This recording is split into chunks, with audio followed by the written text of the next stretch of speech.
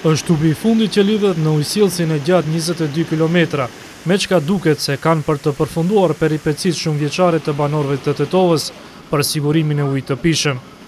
Rrjeti i ri i ujësillësit të ri, i cili grumbullon ujërat e lumit të Shkumbinit dhe të burimit ujit të ftohtë, do të ketë prurje prej 200 litra ujë në sekond.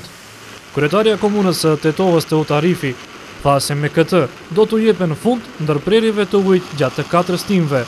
Përfundimin e ditës së sotme, në fakt edhe punimet rreth gypave të ujësillësit llogaritën dhe janë të përfunduara.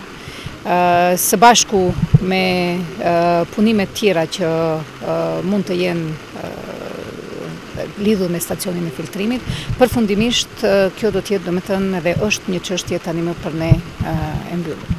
Për zvarritjet e deri tanishme të rrumbullaksimit të këtij projekti, kreu i komunës së Tetovës la të kuptohet se arsyet duhet kërkuar edhe në shfrytëzimin me një koqirllëk të parave publike. Para nuk ishte shumë vështirë, kërkonte shumë punë, kërkonte shumë angazhim dhe kërkonte që t'i mbanim duart larg nga mjetet publike, gjë që si duket ka qenë problemi kryesor dhe shkaktari kryesor i asaj sepse Tetova nuk ka pasur ujë të pishëm.